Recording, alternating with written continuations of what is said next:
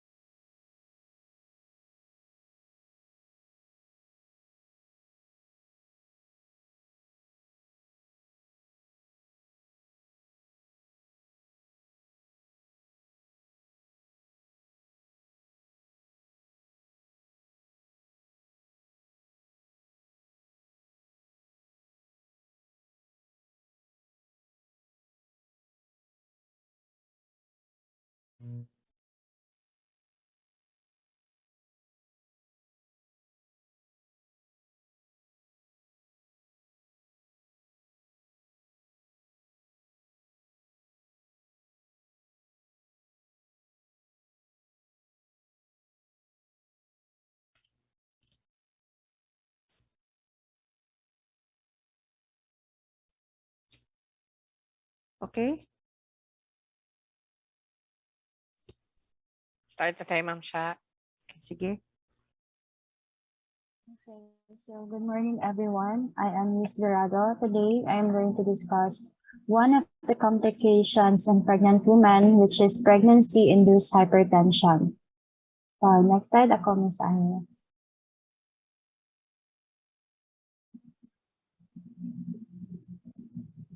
So, pregnancy-induced hypertension, PIH, also known as gestational hypertension, is one of the complications in pregnant women after 20 weeks of gestation.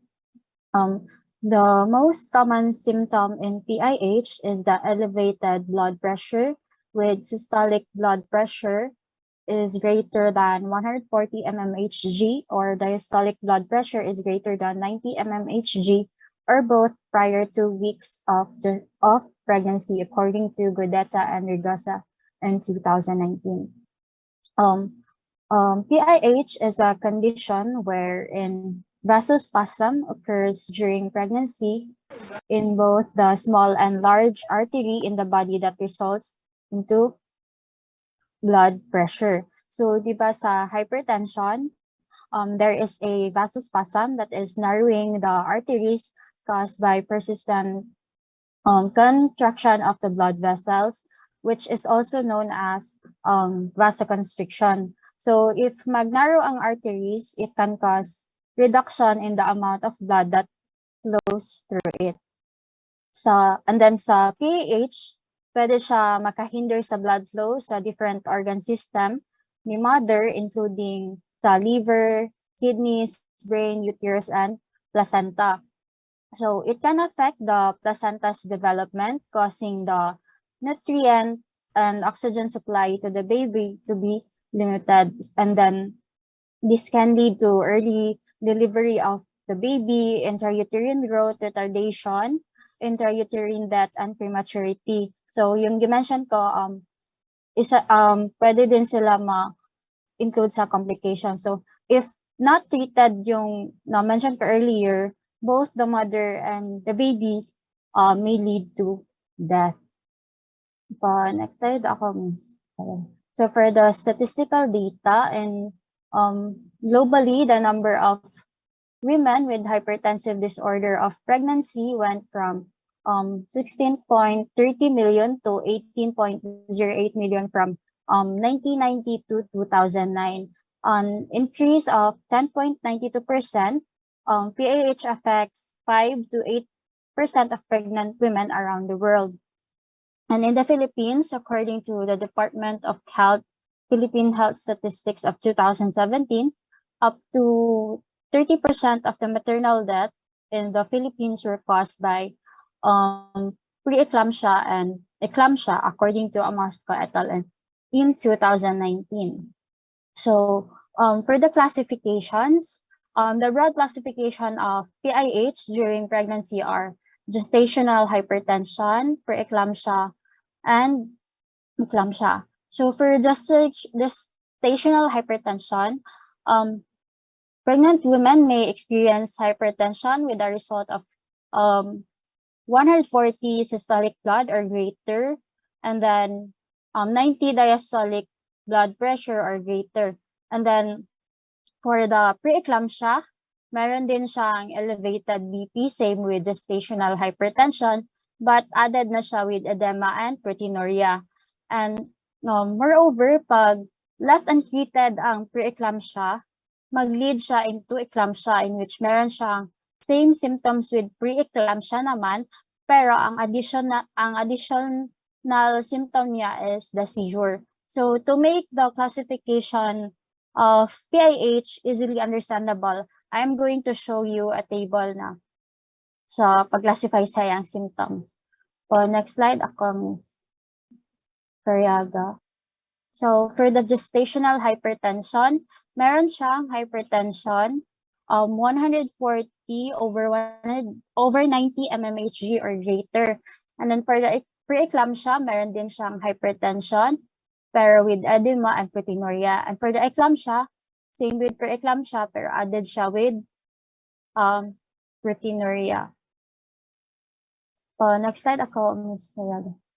So for the etiology, the cause of PIH is not well understood, but some studies says that an increased cardiac output occurs with pregnancy and it can injure the epithelial cell of the arteries.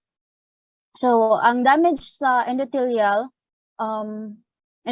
cells mag-cause siya og vasoconstriction, and then mag-elevate imong blood pressure, and there is also a leakage of intravascular fluids, reducing blood volume that might affect certain organs of patients acquiring PIH. However, there are some conditions that can also increase the risk of developing pregnancy-induced hypertension. So for the age, there is preeclampsia is higher for very young pregnant women, as well as pregnant women older than 40. So an incidence in United States, high blood pressure happens in 1 in every 12 to 17 pregnancies among women ages 20 to 44. So for the rationale, I haven't found the rationale for the age below 20, but in older mothers, merong low nitric oxide levels and high oxidative stress, which are signs of aging, and these two can adversely affect the relaxation of the endothelium, and this could cause the development of PIH in older mothers. And for the race, Black women have a higher risk of developing preeclampsia than women of other races. Wala din ako nakita ng other rationale na makasupport dito, pero nakakita ako ng statistics na makasupport. So according to studies, Black women had highest age-adjusted prevalence of preeclampsia with 12.4% compared to Hispanic, which has 8.2%, and for white women, meron siyang 7.1%. And for the primigravida, according to study, everything starts in the placenta, which is the organ that feeds the fetus during pregnancy. In early pregnancy, the new blood vessels develop and evolve to bring oxygen and nutrients to the placenta. So sa women with preeclampsia, ating blood vessel don't seem to develop or function properly, and then problems with how well blood circulates through the placenta could cause irregular regulation of blood pressure in the mother. And for the multiple gestation, increased risk of preeclampsia in twin pregnancies may be due to increased placental mass that leads to increased circulating levels of SFLT1. So ang SFLT1 is a secreted protein that binds with vascular endothelial growth factor, reducing blood vessel growth. So if mag-reduce ang blood vessel growth sa mag-reduce ang blood vessel growth, gina-oppose niya ang physiologic relaxation, thus contributing to hypertension. For the precipitating factor, we have the chronic kidney disease and obesity. For the chronic, for the CKD, one such hormone is renin, which keeps the blood pressure normal. If the blood pressure falls, renin is secreted by the kidney to constrict the small blood vessels, and then gina-increase niya ang blood pressure. If ang kidney dili siya mag-function correctly, there pwede siya mag-produce of too much renin, and then increased blood pressure, and sometimes resulting to pag too much renin iyang gina-produce, mag-lead siya into hypertension. This is why a number of people with kidney disease also have a blood pressure. And for the obesity, high body mass index or high BMI is linked to the genetic tendency for high blood pressure. The risk of preeclampsia is higher if you are obese. The more you weigh, the more blood, pag taas mong weight, mas, the more ang blood na, the more ang blood na need mo to supply oxygen and nutrients sa imuhang tissues. As the amount of blood flow through your blood vessels increases, so does the pressure on your artery walls. For next slide ako, Mr. For the symptoms, signs and symptoms, we have the first one, which is proteinuria. In proteinuria, vasoconstriction decreases the renal perfusion, which damages the glomerular and increases its permeability that results in the excretion of protein in the urine. And then for the hypertension, so ang proteinuria kay one of the symptom, di ba siya sa preeclampsia and eclampsia. So and the second one is hypertension. With the presence of the endothelial cell dysfunction, mag-occur ang vasoconstriction, and then mag-cause of high blood pressure. And then for the visual disturbance, the fluid retention alters the cornea, making it thicker, leading to increased pressure that may cause blurring of vision. For the severe headache, with the presence of endothelial cell dysfunction again, there will be a vasoconstriction in the vessels of the brain. So the decreased oxygen in the brain will result to headache. And then for the seizure, which is one of the symptoms of preeclampsia, due to endothelial cell damage, the vessels in the brain will also be affected. So meron na namang vasoconstriction and will have a decreased oxygen in the CNS, and this will result in alteration in firing of electrical impulses from synapses, therefore mag-occur ang seizure.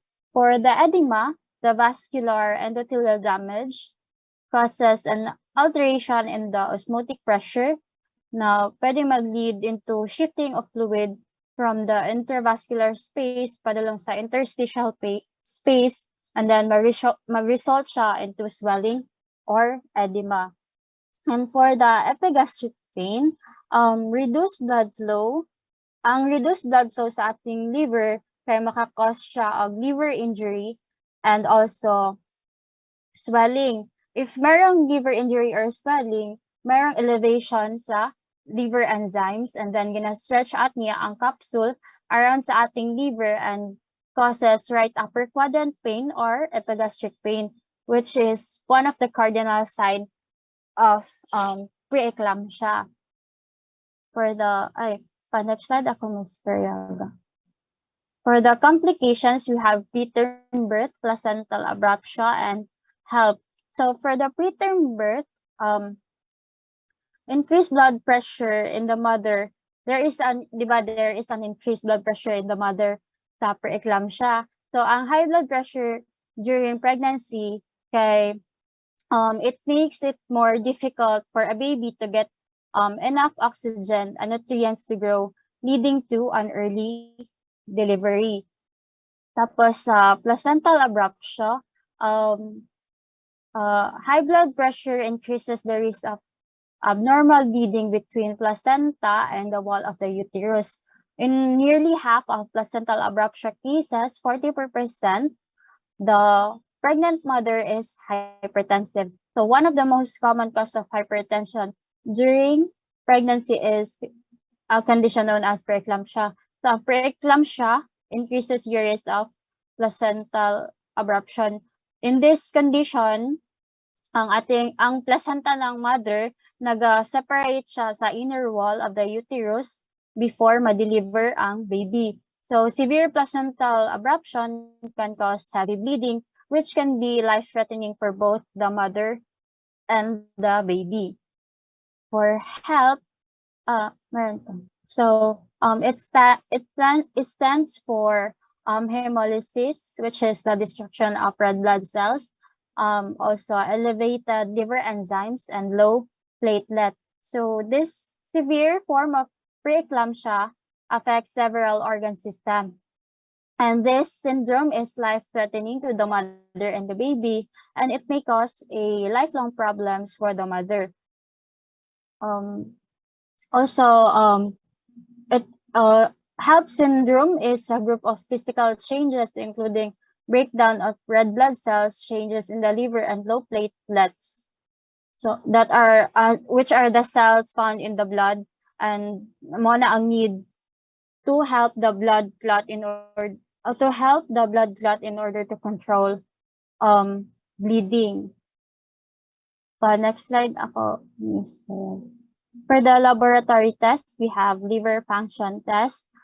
This is used to determine impaired liver function. And then elevated level of this liver function test may indicate organ damage from preeclampsia.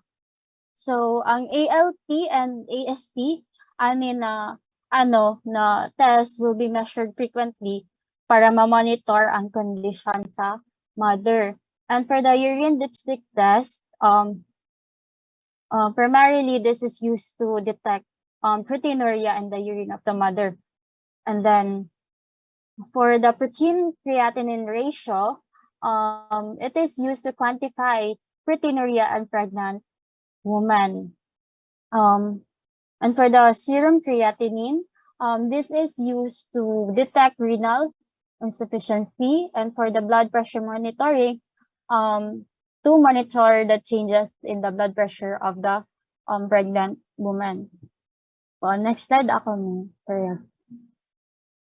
So for the medical management, we have methyl-dopa, which is a hypertensive given to the mother. So it works by relaxing the blood vessels so that blood can flow more easily through the body. And for the low aspirin dose,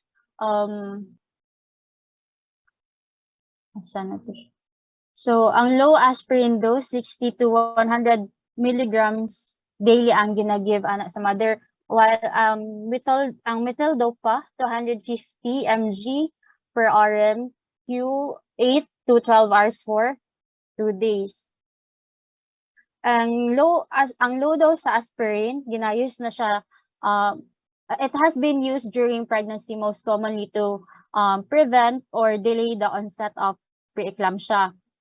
So it is considered safe and associated with a low likelihood of serious maternal and fetal complications or both. And for the magnesium sulfate, total 3 doses at 24 hours interval, 20 to 50 milligrams magnesium sulfate per kg IV over 15 to 20 minutes. So it is an anticonvulsant. Magnesium sulfate is a central nervous system depressant that acts to block neuromuscular transmission of acetylcholine to halt convulsion. So this is given to the baby. And for the corticosteroid, which is dexamethasone, glucocorticosteroids, and mineralocorticosteroid. This is given to speed the lung development of the baby, making it less for preterm babies to have a respiratory problems at birth. And then, next slide ako. For the medical management,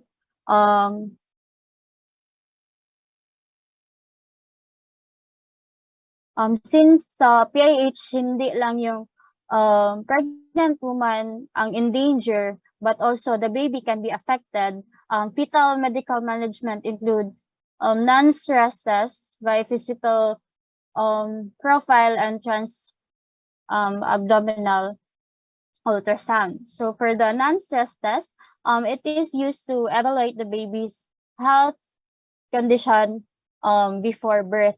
And then this test is used to provide useful information about the baby's oxygen supply by checking his or her heart rate and how it responds to the baby's movement. So for the biophysical profile, kani siya kay use din siya to measure the heart rate of the baby, muscle tone, movement, breathing, and amount of amniotic fluid around the baby. And for the transabdominal ultrasound, this test is done during pregnancy that uses reflected sound waves. So, nag-produce ito ng picture ng baby and also ng placenta and also the liquid that surrounds the fetus, which is the amniotic fluid. Next slide. For the nursing responsibilities, monitor maternal well-being, take blood pressure frequently, at least every 4 hours, or with a continuous monitoring device to detect any increase, which is a warning that a woman's condition is worsening. So there is really a need to monitor for the blood pressure of the woman with PIH, since ito ang pinaka-common na condition sa kanila. It is the most common symptoms na makita sa kanila. And to promote bed rest, the position will be recumbent position. So recumbent position helps the body to get rid of sodium faster than and then also recumbent position is the best way to help the body get rid of sodium and encouraging diuresis of edema fluid. And for the third one, promote good nutrition. A woman needs to continue her usual pregnancy nutrition while on bed rest, and she must consume a balanced diet of protein, fruits, vegetables, and whole grains. Also, dapat meron din siyang low salt diet, which is recommended talaga to reduce or avoid edema, which is isa din sa symptoms ng preeclampsia and eclampsia. So that would be all for the pregnancy-induced hypertension. Thank you for listening.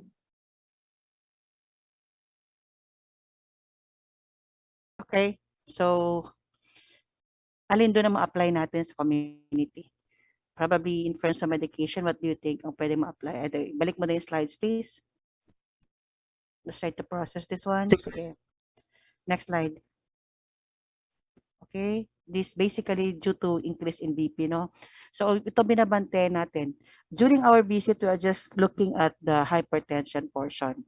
Pero, pwede magkaroon ng with the urine test, pwede tayo magkaroon ng additional na problem. Like, ano yung sinabi kanina? Okay, preeclampsia. Ang kaibahan nito, ito hypertension lang, ito may kasama na may edema at saka may hypertension plus dagdag mo ng edema, dagdag mo ng proteinuria. Saan natin nakikita 'yon? When we do our home visit. Oh, ito kay Manila, ito may dagdag na seizure. Saan natin nakita sa home visit na to? Para natin malaman kung ito na siya or dito lang tayo sa pinaka-first na portion, the gestational hypertension o preeclampsia, pati malaman pag home visit natin.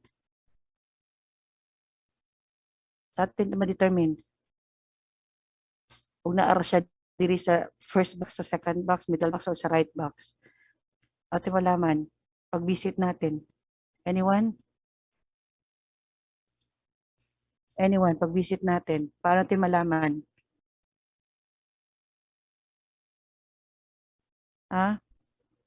Of course, you're going to check your vital signs, no?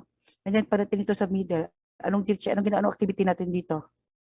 Assessment po, ma'am, for the abdomen.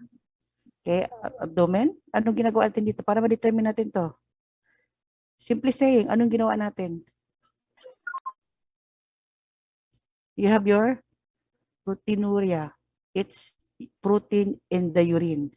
Kasi protein in the urine, that would also mean to say, anong ginawa natin? Anong ginawa natin? Para malaman natin, ano to? Nandito na ba siya na level o dito pa siya sa left? Which of the box in pasyente ninyo?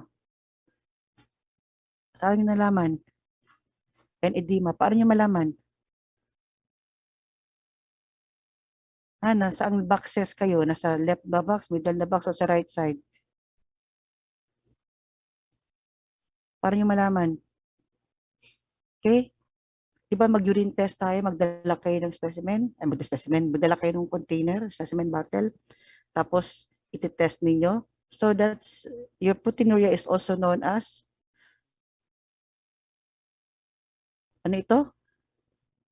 Albuminuria po. Yes, this is the protein is also an albumin, it's also a protein. Kaya siya, it is dito natin test natin dito. Now, how about the edema? How would you know that there's edema? Remember, pull of gravity. And that's different from this one. Paano natin malaman sa kanya? There's edema. Of course, mag-BP. Gipen ito, sige, BP natin. Para malaman ng edema siya, saan kayo magtingin? Na yung mga pamamaga sa mga katawan po, ma'am. Saan banda? Saan Sa banda? mga kamot. Sa Kamay. kamay Okay. po. Okay. Huwag kayo masyado mag-focus sa paa. Tingnan nyo ang kamay at saka ang muka. Kasi upper. Because when you say paa, that's based on gravity. Gravitational yan siya. Pero pag sinabi mong upper na siya, and that's fluid retention, tapos nasa upper portion, that's already something. Pero pagdating nito sa pangatlong box natin sa right side, kapag dito na kayo, malamang hindi nyo nakarapasyente nyo. Nandun na siya sa hospital, kay gisisip na niya. No? Dinataan. Dito, posible pa tayo dito. And pag nandito kayo sa middle na box, babantayan nyo yan. Sabihan nyo, turuan nyo ng tama. Kasi patay tayo pag umabot siya sa right na box. Okay? So, yan ang babantayan niyo. So, magiging observant kayo. Use your clinical eye when you will be in the clinical area. Okay, next slide, please. Okay, these are all the things that you need to take note of. Okay, the age, the race, pero pinaka-importante dito, common factor makita mo sa ano kaya. Maybe family history, maybe you have obesity or multiple gestation, they're very common. Bakit? Marami mga pang-ilan na nilang buntis, no? Pwedeng could be a factor. Okay? And the age also, that could be a factor, no? So, basehan natin. No? Next slide, please. Okay, so tingnan natin. So, give your interventions related to all of these changes. These are the things these are the warning signs that you have to take note of. So, anong ibig sabihin nitong visual changes? And how do you convert it into, translate it to layman's term? Kung sa manang edema sa Bisaya. Maklaro to sa ng edema sa Bisaya. Hupong, ma'am. Hupong. Okay, ng hupong. So, klaro ha? Kung sa epigastric pain? Bisaya. Yung inagamit ng epigastric ito kaya makulaps na yung pasyente ato. Magdugo-dugo ang ilong ana. Kung sa epigastric pain? Bisaya. ito, warning sign na to, baka kasunod nito, baka ano na yan, sobrang taas na ng ano yan, BP yan, baka sunod niya, seizure na. Ano bisaya nito? Gastric pain. Ano si bisaya ng visual change? Kung sa bisaya, ano proteinuria? Hipong na sila gunahuna o sa bisaya. Alang hindi mo makagamit ani na term sa ilahan, no? Magbilis saya gyud ta. O sa ipasabot na to ani para klaro atong istorya. Ha? Hanapin niyo lang ang words na para pagdating mo ready na kayo sabihin niyo doon. Kung sini seizure. Bisaya. Oh, sa inyo na yan ha. Kayo na mag-discover. Next slide please. Oh, sinasabi ko sa in advance. So, next slide please. Okay, itong complication. Ito, pa rin yung ituro. Maka, anak mo o basta term. Ayun, wag niyo na isali si help dun sa discussion ninyo kay mas magsabot yung nagdugo-dugo, mag-low platelet count si patient niyan. Ayaw na yung pakapin niya. Diri lang mo kutob na ba? Malisang na siya ani, pero tell them that there are a lot of possible complications. So what's a preterm birth? Abrupt siya pa. Mas abrupt siya pa sa so nasipin niya terms na yan ha. Na posible mangyari. Next slide please. Ito, wala tayo iba dito. Dito lang tayo papasok sa BP monitoring at dito tayo papasok sa alin ang sa under test na pwede natin ma-apply. Huwag niyo silang takutin ng mga test na yan, kaya takot yan silang punta ng laboratory. Kaya nga ano, ang nasa isip nila ang bayad. Okay? Maybe you have your biosticks, your urine dipstick test. Ha? Yan ang pwede gagawin natin sa kanila. Okay? And the BP monitoring. Pero the rest are all blood extraction yan siya. Okay? Depending on the advice of the doctors. Okay, next slide.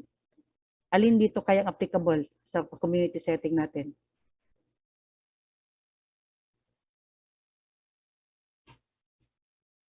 Ano dito applicable? We can have the methyl dopa. Methyl dopa is usually minsan maintenance nila. Pinapainom sila lalo kung known na sila dati hypertension. Pero the rest, itong nasa right pictures natin, okay? Ito, kailangan ingat tayo sa aspirin. It's because of the bleeding tendency. Okay, so yan yung ano natin. So next slide please. To non-stress test, these are all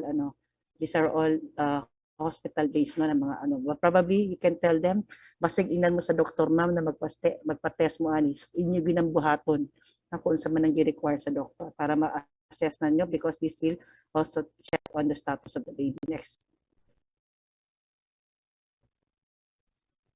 Next slide. Last one. Okay. When you say bed rest, how do you describe bed rest for them? Layman. How will you describe bed rest for them? Good vision. Ano ba vision na nasasabi mo sa good vision?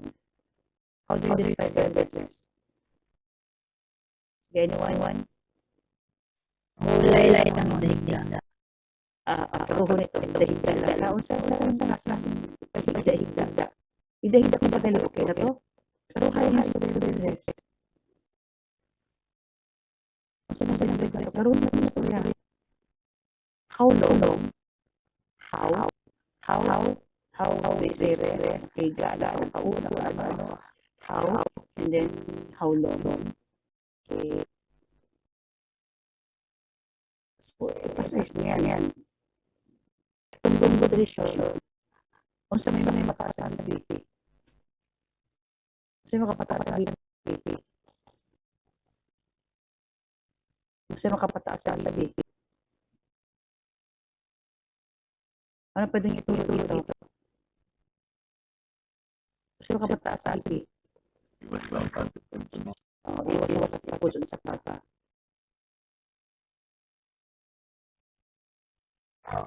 Sensitive to Okay, sampulan nyo. Ano pa? Pero pa ba? Ipagbawal nyo. Sampulan tulad ng community setting ha. Stress. Sa iba na naman yung nutrition tayo. Hindi ka magpa-stress. Ano kasing stress na ginamin mo? Hindi ko ma-stresses. Pero huna to na sa mga sa ma-stresses. Pagabot dito, pero ako storya dito. Malibing ko po siya day one po yung kasi pagka dito pagka siya wala na taguan ng pasyente kay na all me no so kaya mo lang sa gabo ay what do you think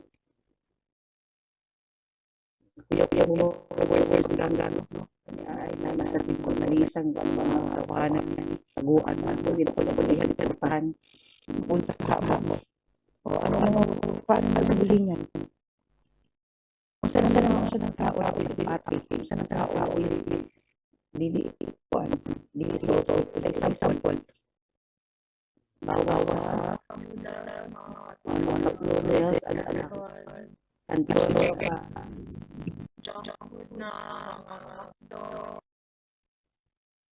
Karena mag-cluster siya sa ginagawa niya daily. okay so ano example halimbawa ano yung community health ang Pag-rate mo, ma'am. Physical prito. dili kay treatment okay very good that's more clear sa papa nga kung ba tarungan yung storya ya muslim din dito so mo dito tarungan yung storya ay that's very effective ha okay so pwede yung can kaon ang spirito sa ba about sa para sa pagkaon Hinabdan mo sa paglalala. oh you emphasize on that hindi ba kaano ma'am hindi ba kaana o kung laglag na siya ma'am pero i-emphasize sa mga Igda, tingod o sa member o like katababa balay ha. Sila trabaho ko dito.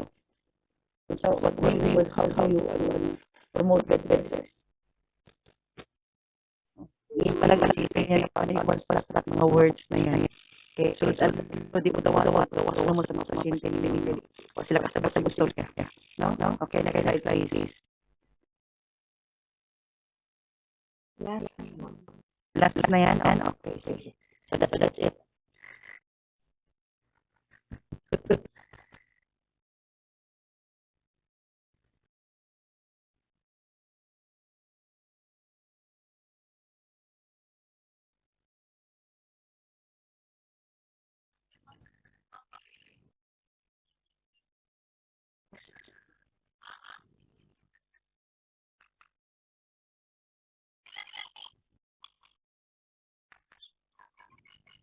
Okay, ma'am siya. Yes.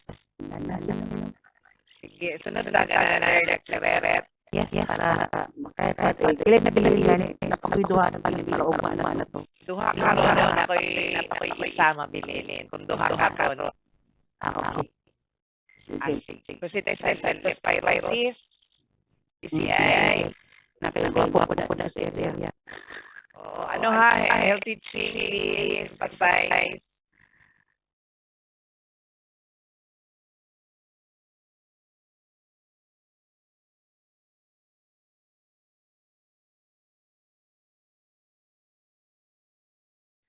Sige na, prepare na?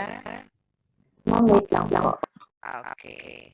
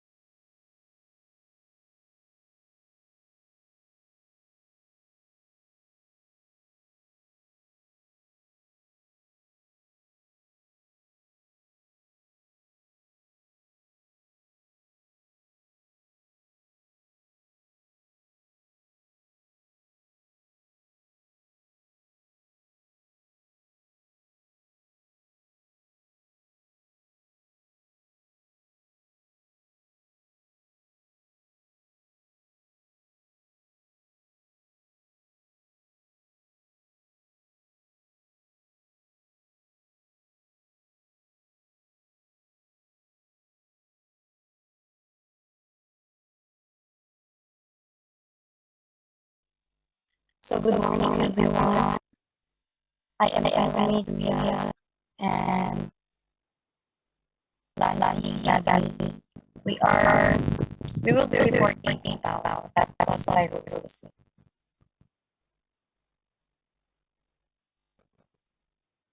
So leptospirosis is a disease caused by infection with leptospira bacteria. This bacteria can be found worldwide in soil and water. There are many strains of leptospira bacteria that can cause disease, and it is a zoonotic disease, which means it can spread from animals to people. In humans, it can cause a wide range of symptoms, some of which may be taken for other diseases. So some infected persons, however, may have no symptoms at all. So without treatment, leptospirosis can lead to kidney damage, meningitis, liver failure, respiratory distress, and even. So for the international, according to World Health Organization, leptospirosis occurs worldwide but is endemic in many countries with humid subtropical and tropical climates. It estimates indicate that there are more than 500,000 cases of leptospirosis each year worldwide. It is a disease of epidemic potential, especially after heavy rainfall or flooding. So cases have been reported in most countries in the Americas, and outbreaks have been reported in Brazil, Nicaragua, Guyana, several other Latin American countries. So the majority of reported cases have severe manifestations for which mortality is greater than 10%. The number of human cases is not known precisely due to under or misled diagnosis. So outbreaks can be associated with floods and hurricanes. Next, please. So there were 1,030 cases of leptospirosis reported nationwide to the DOH from January 1 to June 9, which is 41% higher than the number recorded during the same period last year. Of this number, 339 were already tested and 77 turned positive for leptospirosis. There were 93 deaths recorded, and the age of the 1,030 cases ranged from 1 to 88 years. So majority of it were males, and most of the cases came from Western Visayas, Caraga, and Region 10,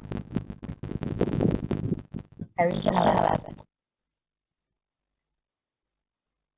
So in 2019, around 1.1 thousand reported leptospirosis cases were located in the National Capital Region or NCR, the Philippines. Leptospirosis cases were lowest in the Bangsamoro Autonomous Region of Mindanao, which only had 8 cases. In Davao City and Davao del Norte still had the highest number of leptospirosis cases with 2011 respectively. One case each was reported in Davao de Oro and Davao del Sur. So in terms of the death cases, one died in Davao City from January to April 2021.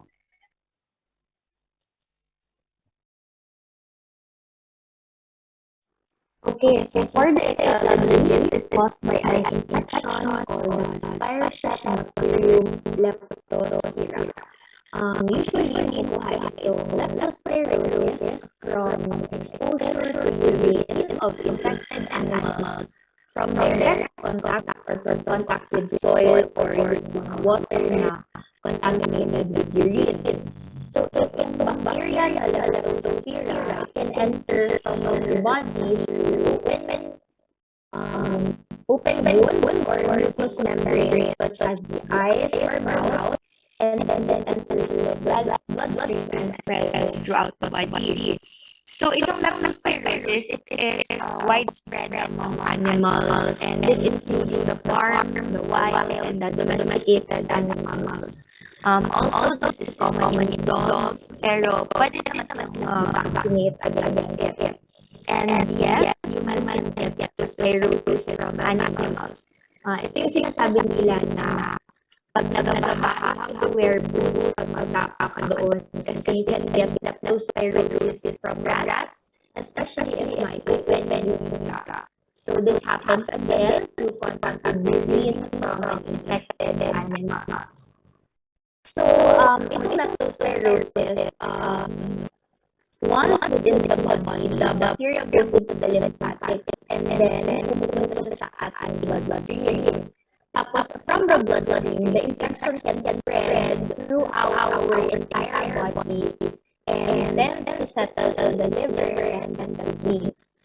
So it usually takes 1 to 2 weeks for the infected person to begin to show symptoms. Pero it can also take a month. So this is what it looks like. The leptospira came from an ancient Greek word leptos, which means fine or thin. And then yung Latin word na spira, which means coil. So, fine, thin coils siya. And then for the risk factors, you have to read the animal reservoir, occupation, and then the environmental reservoir. For the animal reservoir,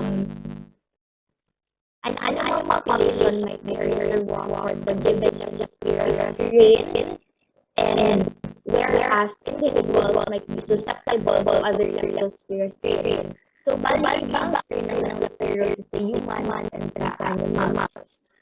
In rural contexts, a variety of leptospira reservoirs are maintained and circulated from a number of mammals. Ito na yung domestic animals such as pigs, cattle, dogs, sheep, and goats.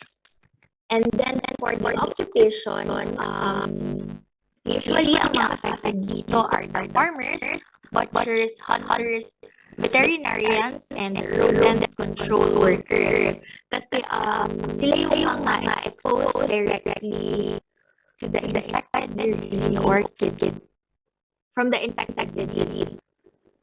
Okay, so the next one is the environmental reservoir. Ito yung usually mga parang inadequate waste disposal, poor housing, limited water supply, and di ba usually nag-occur ang leptospirosis doon sa mga dikit-dikit na mga bahay. Tapos upon extinction period of infected animals, leptospira reaches the environment. So it is considered to survive but not multiply in the environment. So usually, pwede siya kumalala through heavy rainfall kasi it washes the superficial soils, bringing pathogenic leptospirosis in freshwater bodies, including the floods, where humans will be exposed.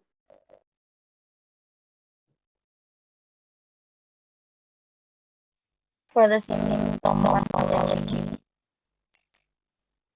So in humans, leptospirosis can cause a wide range of symptoms, including high fever, headache, chills, muscle aches, vomiting, jaundice, red eyes, abdominal pain, diarrhea, and rash. So many of these symptoms can be mistaken for other diseases. In addition, some infected persons may have no symptoms at all.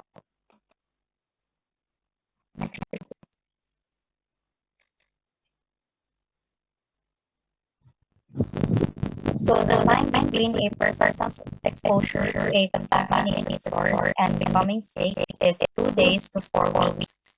Illness usually begins abruptly with fever and other symptoms. So leptospirosis may occur in 2 phases.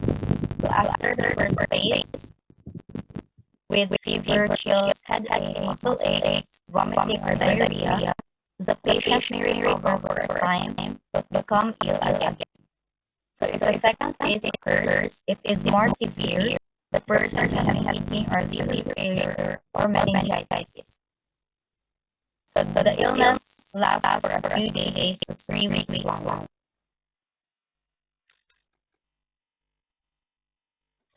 Let's proceed with the health teachings.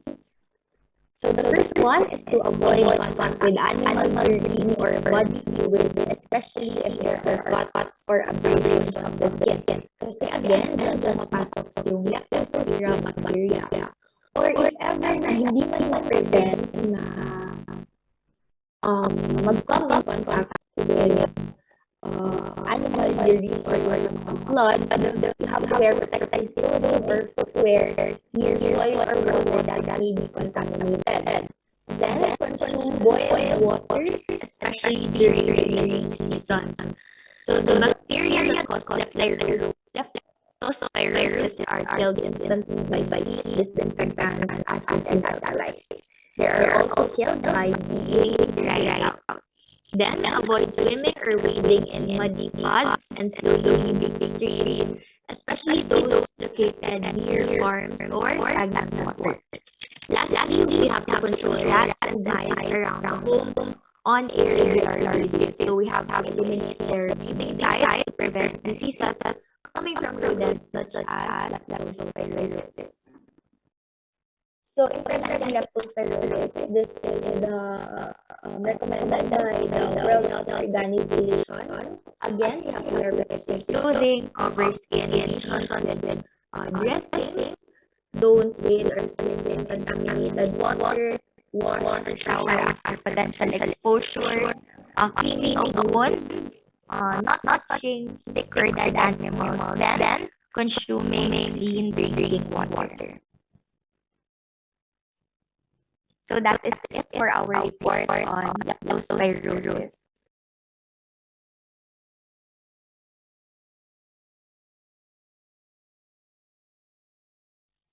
Okay, pakibalik sa Miss. Miss Gagawin. Pakibalik sa health teaching. Okay.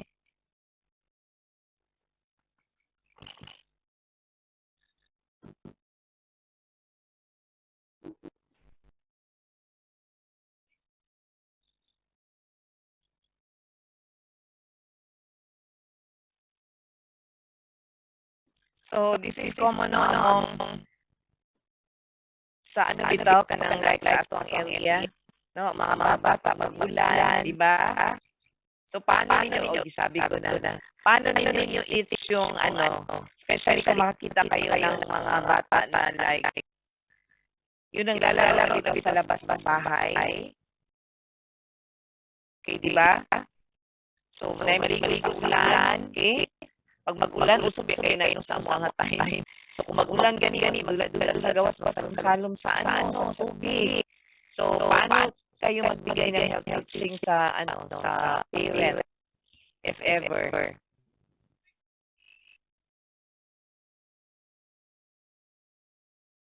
Gaya nito, yung number ninyo. Wear protective clothing or footwear near soil or water that will contaminate with animal urine. So, meaning, ano man, paano nyo i-educate itong number 2?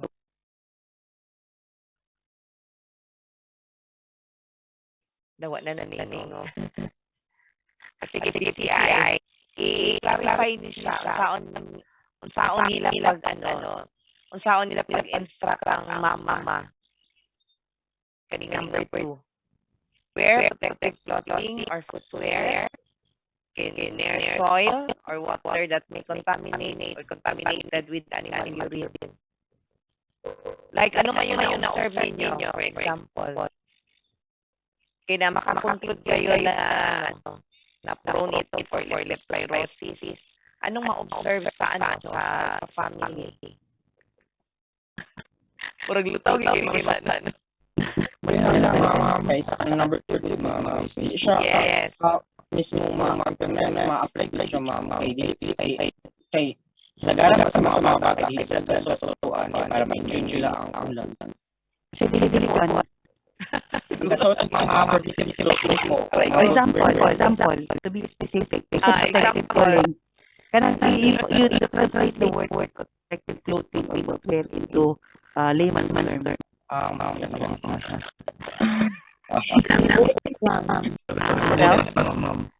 Mga boots, Ipapasilipin nyo nila. Dari na siya para sila para makalit. So, unsa yung gusto niya. So, pagpalit mo boots, wala may boots, alis nila ha. Ayaw na lang sang safety. Wala lang mga iba. Okay, there is a one. kuan lang, pwede ko mga lang sa dyan, ilang na ka ng pwede sila magkaroon sa kanang open area where wala kayong mga paan good ka na mga flow nga gina mismo ang nagpanakanal na. Okay. Pero unsa ganun protective clothing Dili magiging specific. lagi ulit asa wala ko sisisip. As in raincoat. Hala oy high end man mag oy Gani kay. community ayat ang pagpulo na chinelas could be Yes, chinelas. Pag makita ninyo sa inyong family nga, nabitay magtiniil ang mga bata. So, part ito sa inyong health teaching. Isa gito siya. Kita ninyo nga nagdula-dula sa gawas na nagtiniil or bustos ba ang chinelas.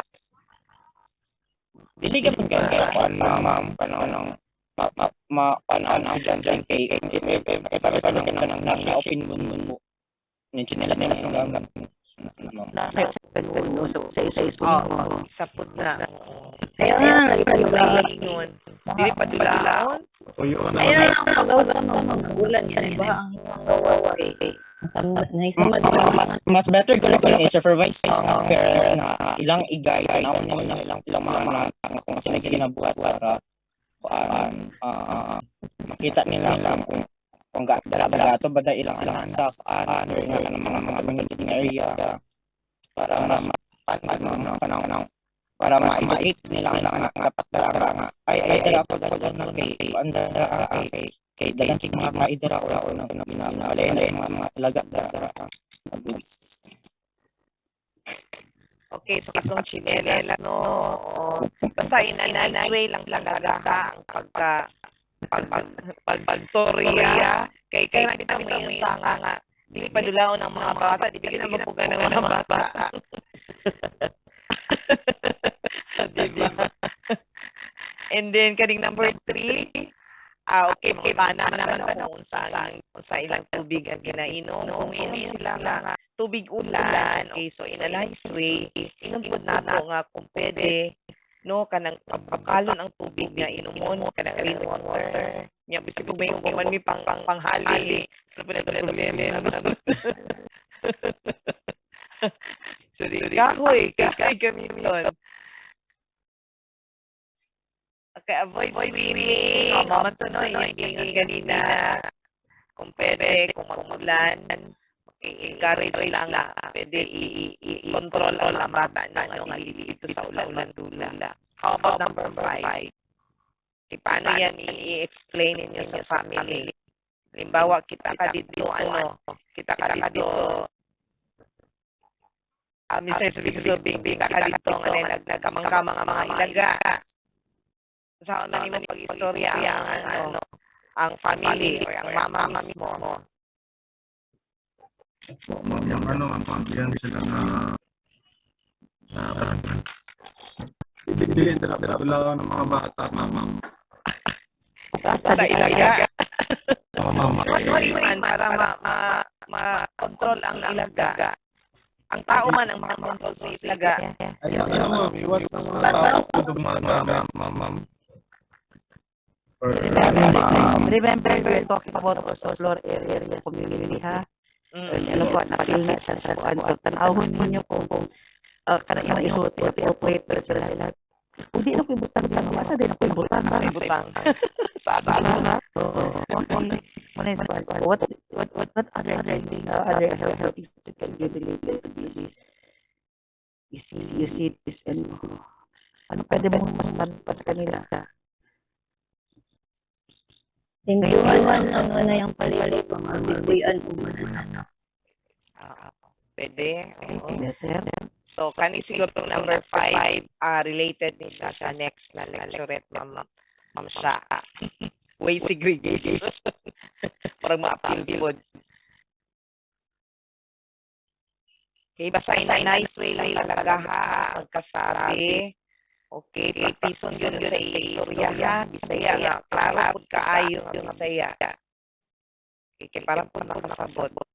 Okay, dili ka ni sugit sabutan yan, di ba?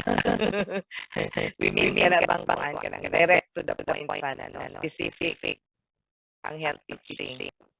Okay, kanilang ba? Sa next nga na eh. Last slide naman yan eh. Sige na, next slide daw. End na. Prevention. Okay, saan na tayo? 10:22. Isa pa tayo, ma'am siya. Isa pa, waste segregation.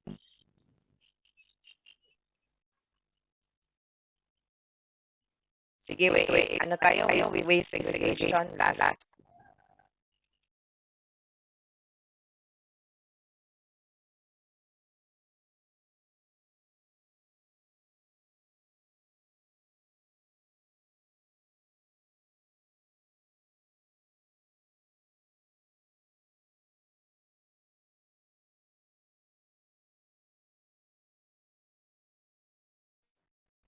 So, good morning, everyone. So, next topic that we are going to discuss is waste segregation. So, under it. So, bibigay kami namin ng explanation of the components of waste, sanitary waste of treating garbage, waste of disposal, color coding of bins, the different mandates, yung mga public and presidential decrees on the waste management, and lastly, healthy teaching. So what is waste segregation? So waste segregation is a satisfactory method of storage, collection, and final disposal of solid waste. So basically, it refers to all of the activities pertaining to the control of solid waste. So next, so ano yung sources ng ating solid waste? So first, we have the household waste. So these are waste that is generated or produced from household, including yung mga shops, and but excluding ang ating mga commercial activities. So next, we have commercial waste. So ito yung nanggagaling sa mga restaurants, stationery shops, grocery shops, or any commercial activity that are the main sources of commercial waste. Next, we have the marketplace. So it only refers to the waste generated or discharged from markets, both for wholesale and retailing. Next is the institutional waste. These are waste that are generated in government, state enterprises, and private firm offices.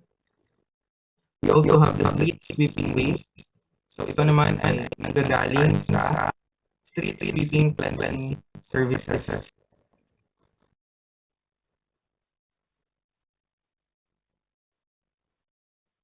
We also have river waste generated sa ating mga creek and mga river.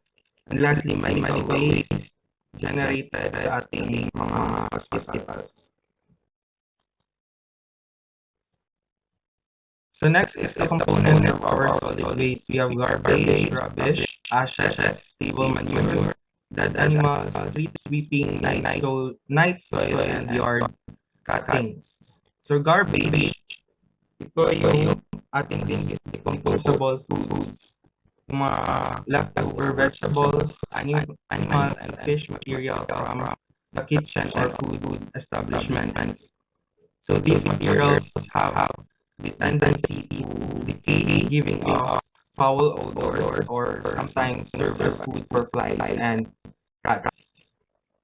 For rubbish, so these ano naman kay mostly dry na mga materials such as mga bottles, broken glasses, tin cans, waste papers, etc.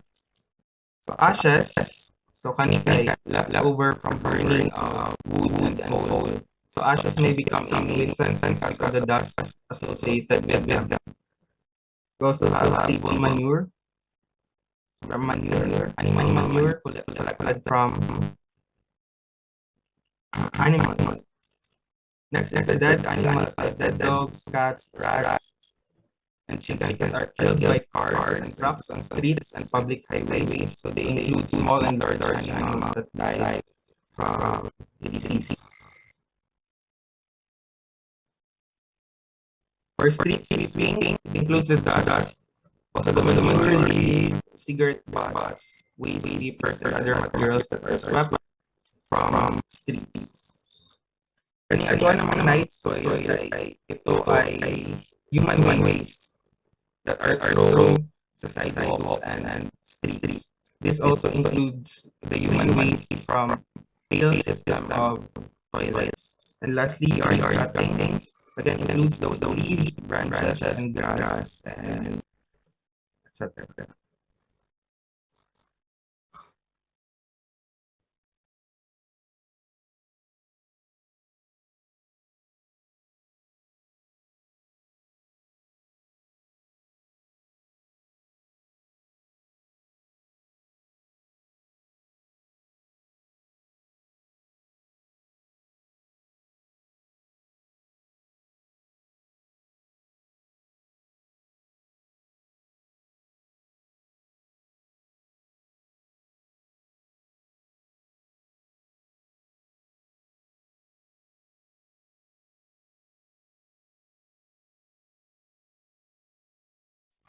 Okay, good morning. So we have the sanitary waste of flipping garbage. So we have two ways, the segregation and the collection.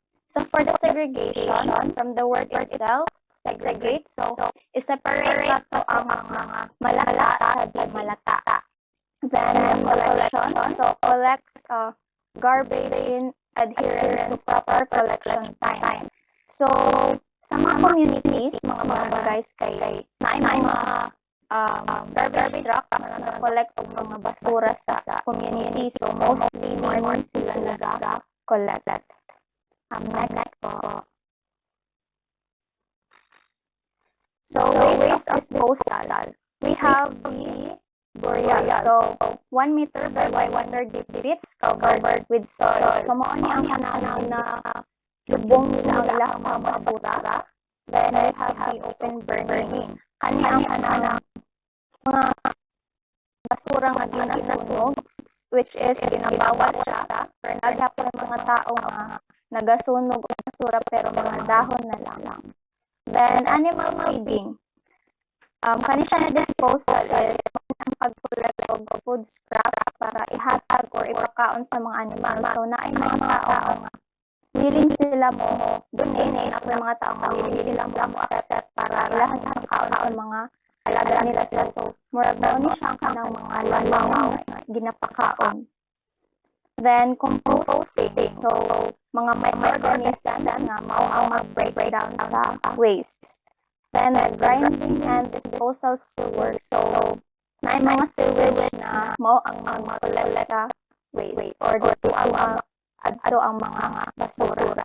Then sanitary landfill. So excavation of soil deposition. Mao na ng mga tambakanan ng basura and dito alang hulan or ma-decompose. Pero naapoy uban na ilahang ginasunog ang basura. So example dito ang Smoky Mountain. So tawag siya nga Smoky Mountain kay kanang aso nga grabe dahil sa pagsunog sa basura. Then incineration. So RA 9003. So the use of incinerator was approved in year 2000, but it was implemented in year 2003 kay lack of funding para makakalit. So kani siya mao ni ang makita natin ka ng mga pagbagas nga na ay magpag-aso-aso same siya sa public or factory. Next po. Then we have the waste segregation color coding of bin to keep the waste. So we have the black, diri ana sa ilabay ang mga dry waste, drained yes, mga non-biodegradable.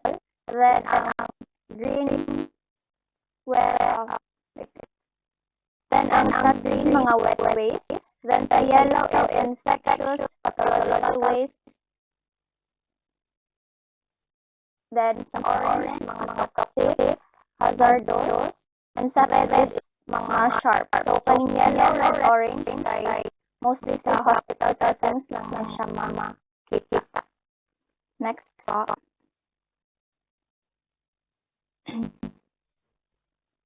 So what are the different mandates on solid waste management? So we have the Republic Act 9003 or the Ecological Solid Waste Management Act of 2000. So this institutes the measures to promote a more acceptable system, which corresponds to the vision of sustainable development. It aims to merge environmental protection with economic pursuits, recognizing the reorientation of communities' view on solid waste, thereby providing schemes for waste minimization, volume reduction, resource recovery, utilization, and disposal. So the Solid Waste Management Act of 2000 also includes the proper collection of safe disposal of household garbage and industrial and hospital waste. It also ensures the proper segregation, the collection, the transport, the storage, and the treatment, and also the disposal of the solid waste. Next is the Presidential Decree 8825. So it enjoins all the citizens and residents of the Philippines, educational institutions, and commercial and industrial establishments to clean their own surroundings, as well as the canals, roads, or streets in their immediate premises. So under here also states that penalty for improper disposal of garbage and other forms of uncleanliness. So yung penalty is 5 days to 1 year imprisonment or a fine ranging from 1,000 to 2,000 pesos. And lastly, we have the health teaching. So first, sa health teachings, we have the keep separate containers for dry and wet waste in the kitchen and in the household. So, ato ang i-instruct or encourage ato ang mga patients or ang family, mga nasa na maglagay ang basurahan for the dry and wet waste sa kusina o sa balay po mismo. Kaya mauni siya ang tabang para makip environment pollution free. Then, na-upload one waste na pwede ma-recycle or ma-reuse, labi na pag mga plastics. So, in simple terms, separate ang dry and wet waste para masimple pag ang or ang task sa family na ma-recycle nila ang mga non-bio waste. Then, the second, we have send wet waste out your home daily. So, ang mga wet waste, dali na nila malataan and mag-cause og mga baho. So, pwede ma-accumulate nila ang mga pests, labi na mga ilaga, mga langaw. Kay ang mga wet waste is good, nag-consider ang waste as food sa mga rats o mga flies. So, this could be a cause of a possible risk for infections or contaminations sa balay. Then, reduce, reuse, and recycle, the 3 R's. So, follow this management, as I mentioned before, na yung waste na pwede makinabangan sa family. So, makatabang niya siya para ma-prevent ang pollution sa environment. So, laglag na kapag plastics nga ang ibang labay ay dugay man siya ma-decompose, so pwede pa siya magamit. So, reuse lang and connected with the next, avoid using a single-use plastic. So, pwede maingan mo na ang resident ng family na magamit lang o mga paper bags or eco bags if naa sila. Gamit mo sa plastic cellophane, siguro basta Kasi pwede pa nilang ma-reuse usab.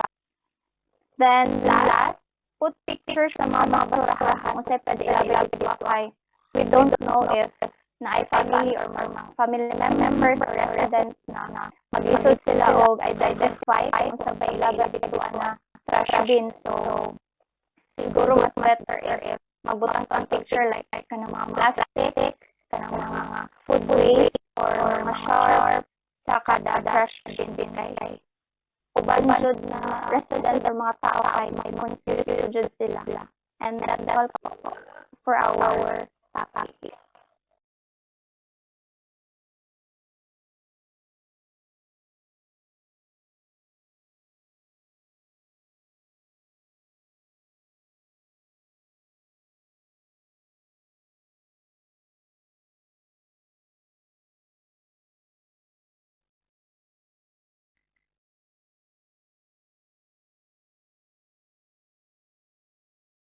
Okay. Okay. Balik ka sa ano. Okay, katong ganing color coding. Okay. Inani kayo sa ano siya sa community. Wala tayong sa community. Wala tayong ano. Nakuha na mo hospital na siya nakuha. Hospital lang pero gina-encourage ba yan? Nabi na siya city ordinance Segregation lang siya na maraw o kanang sa ganing may term sa yan. This is biodegradable transferred merong ano yan na-appreciate bio kung gani ka na hindi siya mapuslan na kuan because there are some non-biodegradable that can still be that can still be reused lalo sa community.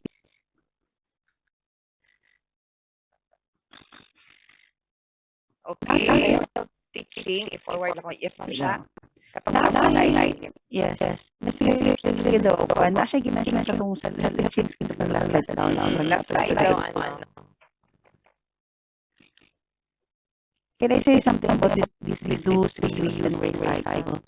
Okay. We are actually promoting on. I think the next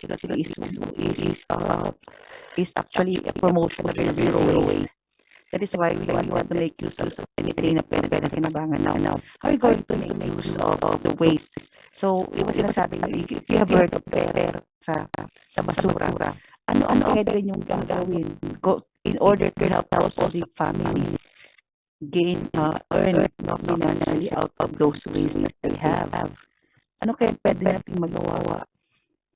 Let's start with biodegradable foods. Example of those biodegradable foods, what are those?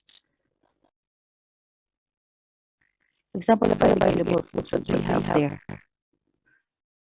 Biodegradable, what do you have in mind na basura nila?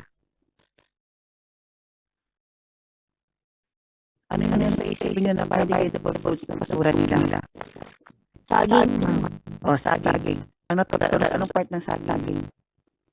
Yung ano po, peeling. Okay, hindi mo siya magamit, di ba? Pero paano mo siya pwede pakinabangan? As part of the zero waste. Para wala katapon. Pwede siya fertilize. Yes, can be fertilized. How do you start to the patient? Because in case you can encourage them to plant their own. Let's say they plant their own, they have their own garden. Pero malaking lupa dito. So, anong gagawin nyo? Anong gagawin? Para taniman. Tanim sila sibuyas, tanim ba sila? Ano doon? So, anong gagawin nila? What is it that can make use of at there? From your waste. Mga latalala, pwede nyo magana, di ba? Instead of throwing them, if they can make use of the taniman nila, anong gamit nila sila yung dinuro ninyo mga ano, but cannot be used as a fertilizer kung nagkukay siya. So, you can extra effort like what tantarin nila yung that can be added to the soil so that can be used as a fertilizer. So, that can be taught also. So, wala lang tapon. Diba? Wala tapon doon. Ano pang pwede basura natin?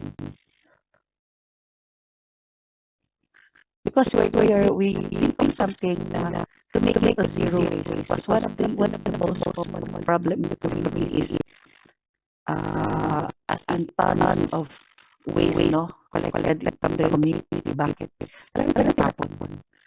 So what happens here is, luit kayo ang community, paano yung tapunan natin para mas possible natin yung idea of smoking mountain, di ba?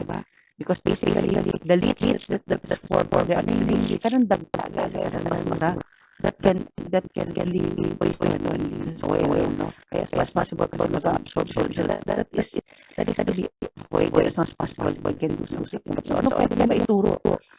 Reuse, reduce, reuse, and recycle. Reduce, mawawasan mo yung basura tapan mo. Reuse, gagamitin mo ulit pwede ba gamit. Recycle, ano pwede i-recycle? Eh, ano kaya pwede ma-reuse? Ano pwede ma-recycle natin? Supot. Although ngayon marami unti na nagagamit ang paper bags, pero supot po, ano sa palagay nyo? Butas na eh. Hindi na kinabangan. Kaya siya pwede gamitin. Paano kaya?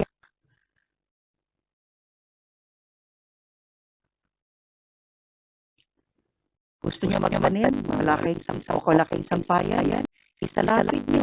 Yung mga supot-supot, sabihin niyo, ikalapid niyo, yung isang sampayan, hindi pa siya nakapuli ng langit. Plastic.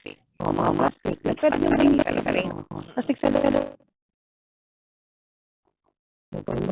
sampayan doon. That can be used instead of them buying the wire, because that's additional expense. Pinabili man din yan siya. Ginagawa May palit, plastic o ba? I-segregate niyo yung mga lata. So, others gusto ibenta niyo yung lata. Mag-ibang sila ng gatas, mga maliit gatas ng evaporated milk. Inom nila ng gatas. Oo. Clean out, tapos ibenta. Kung hindi nyo magtanim, ay magtanim. Tanim ng gulay, tanim kamatis. So, you don't have to buy the kamatis. You don't have to buy ano. So, these are things na pwede nyo gawin. So, ang waste natin is now reduced. At the same time, wala kayong problema sa inyong leptospirosis. Okay? Keep a separate potato dry and wet waste in the kitchen and the household. So, how do you do this one? So, paano ito masimulan? Sa community.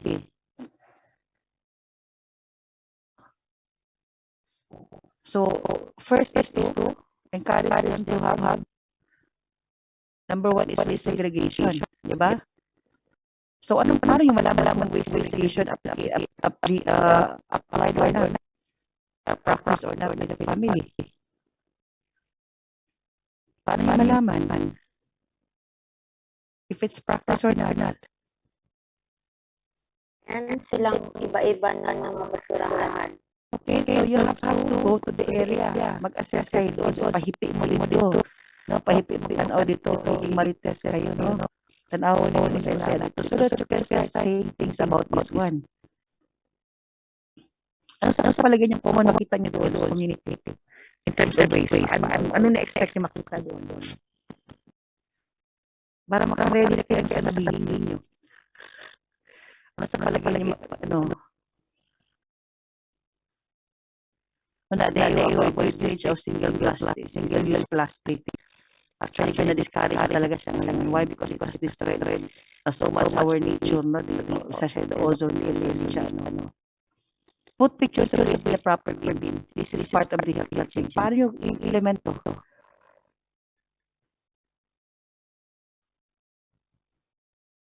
Paano yung implement? Picture. Another question. Ito keep separated dry and wet in kitchen and in the household. Ano na yung dito? Isa lang maturahan. Paano yung implement? Ano plano nyo? Ano? Paano yung sabihin sa kanila?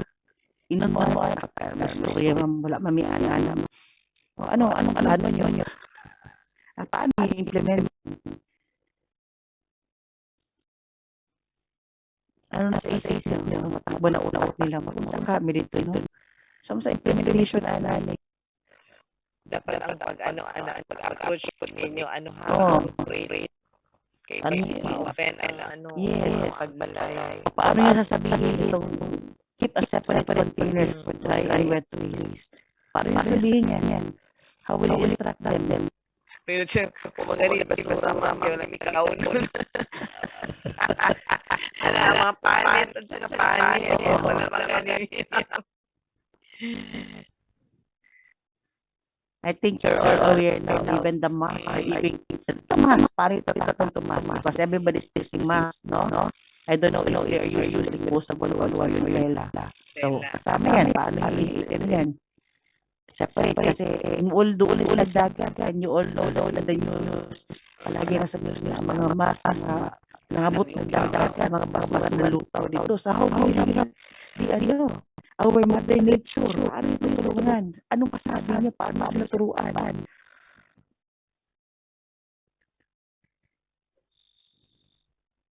O ano, naka-18 ka ba? Paano sabihin? Hindi ba yun? Agoy, naglibog na gini sila. Mamdaga na kayo. Pero sa like these topics are common, ha? Tapos kaya yung kaagad nung istorya ni Leptospirosis. Everyday daw naman eh. Mabalik sa ways. Oo. So, ano yung pinakonnect itong gitulaan dito. Pag-istorya, kanigilihigit. Tuyo, ginamang butang nila mga pieces. Mo niya mga common istorya dito. Na mag-abot mo dito sa community. Ano sa palagay niyo? Kung ano, Yun, sako.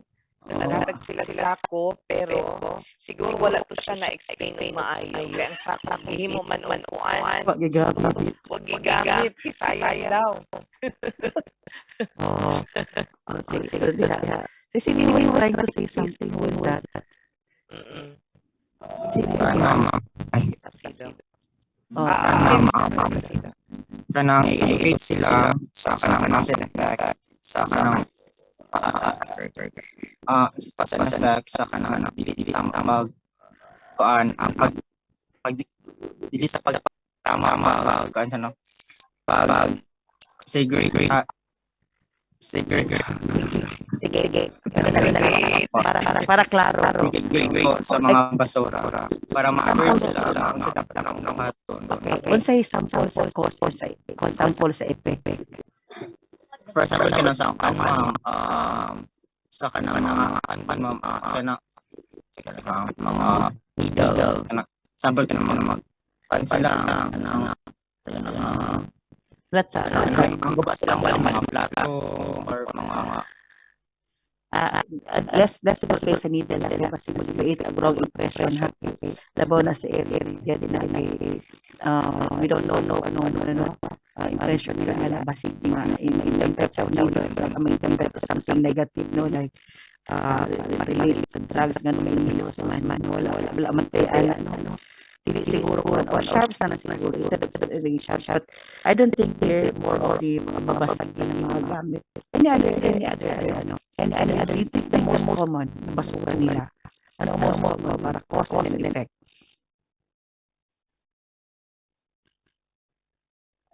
Kailangan wet o dry na basura mga kay isagol nila. Diba kailangan man nila ilabay diretsyo. Okay. Silang balay ang wet. Nya kung adlaw man kayo wet para tipod lang awan sa ilang balay. Example sa wet o example sa dry. Siguro Sige. Kanina sa wet, kanina sa dry. Example po, sige. siguro ka nang sobra sa ilang kaon. Asa exam? Ilahipod nila og segregate tapos sa mga plastic, mga chichirya. Sige, so pila ka bukbuk itong kinahanglan ay basurahan pila ka ng istorya ron. Pwede naman siguro na mga. Okay, sige. Duha o say label sa mga duha. Pwede wet and dry. Wet and dry. Sige. Para di na sila maglibig. Basa o uga. Sayaw na sample o basa, sample o uga. Siguro basa ka na lang nila mama. Lamaw tapos kanang siguro basa po ng muralata na nila ng laylay basta sa ilang balay kay waste man na siya Always ang good gulay ang pamilya haway nagulay malata dyan mo sa gulay.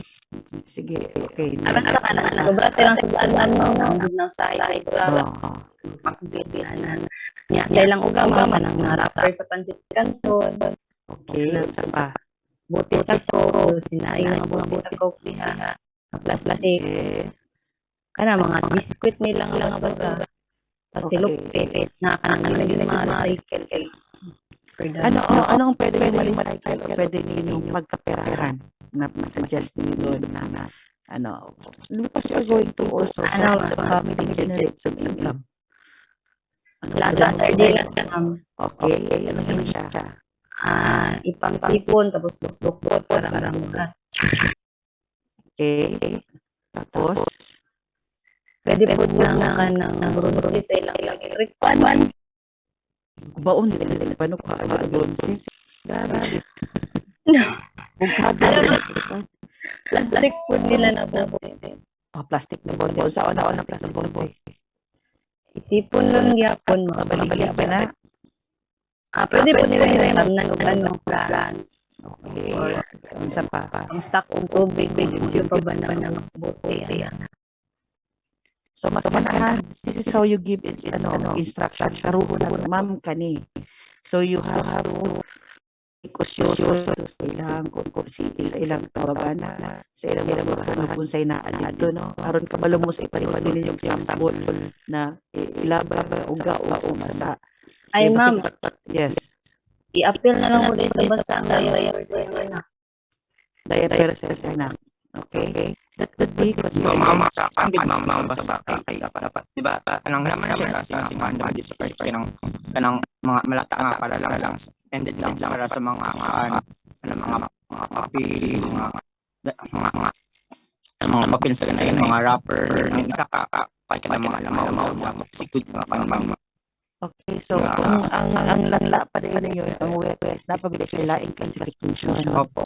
pareha na nag-iwan na diaper og to mga gulay do you think it's nice to fix this all kung sa community man yun social na kayo kayo ang diaper na Ay mas magagyan ako ban gud mama kanang nagalinda ay mo sing kasi kanang sa mga mapilin sila mga sundan nila mga baligya ano gud okay hindi na nila mahulaktanan so mas better nga mag-practice sila kanang malata dili malata kanang toxic ano o sample na toxic katong kan mga lamaw toxic lamaw dili siya sa nga ng pamilya na pwede na lang siya lamaw na lang i-phrase butang para maramdaman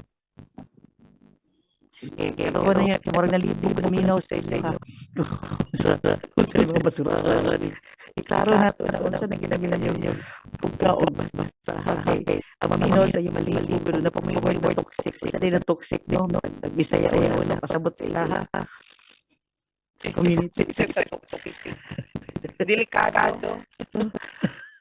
naglimo na so it is the right sa para okay so we have to take note of the terms so sample pala pag-aralan ano nyo siya process ito mga ano okay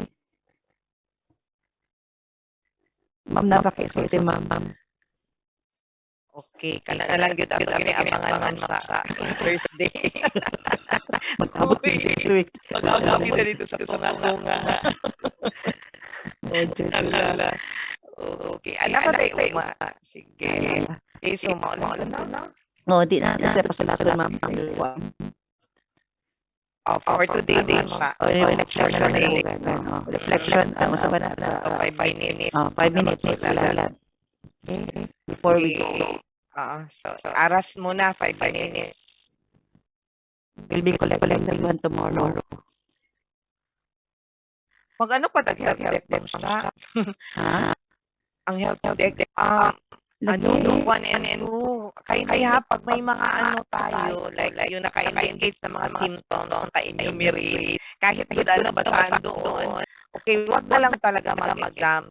Ang suggestion namin is to inform the coordinator in advance na ma'am, hindi ako Yes, nag-take oo. na exam kasi meron akong nasa health deck po gisulat ka na. Mm. Unless mag-go signal sila sulod mo.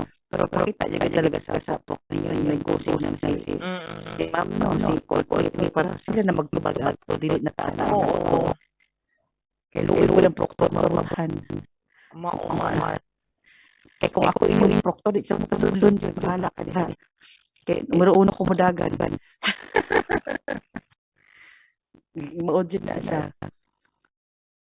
So mag-submit yapon na sila karon, pasubmito na lang nato. Oh, pasubmiton po sila. Papila siguro karon ka pwede po. Pila kayo no. After yung matapos ang aras, same day lang. Okay, and then pag meron, okay, automatic na nagtagman kami ni Ma'am Juano kahapon. So, ano man kayo, wala mang problema. Kung if ever meron, yung above sa nan, okay, so just, lang, email Ma'am Juano. Advance kayo, advance. Para bigyan kayo ng exam. Okay. Hindi na ito Ma'am, kilisa. Exam siya. Papasok ko sa responses para makakita ako. Sige. Ipasa sa nila section na ako. Muli ko kasi bunya na yung dito na kuan. Gani ang akong nasabtan kanira ato ang himo. Kanira Sige. under sa ano. Oo. Pero ang proktoran mismo akong tan-awon wait. Ang imong proktoran dalawa ko nagtanaw sa kong proktoran. Akong tan-awon akong i-send sila ha. I-send nila ha. Dili mo section. Isend na kaning sisitay sila isend ako sa ilang proktor. Dili. Kuat na lang i-send pero na sila answer na sila to sa Okay. Kaya ikaw mo gapong tanong pero unya na pag wala man kasi magsagol ni sila section malipong kung tanaw ko. Gani. Kung magsagol. Taot-taot man sila namin man na matagdak kay amo nang ipasa sa lang section para makapill out na sila. Ay, pasa po din mo. Sige. Kung sa man ang under sa tuwa atong anuhan, kanilang ako magsagot niya kanilang section R. Pero ang proktoran, sa mo kabalo mo pasudlo ni daw ato mo dili. Maugani na ang ano. Oo. Basta lagi pasahan ako. Yan naman si Ma'am Dini. Kabalo na daw mga class president ana. Kabalo ba si Miss Calvito?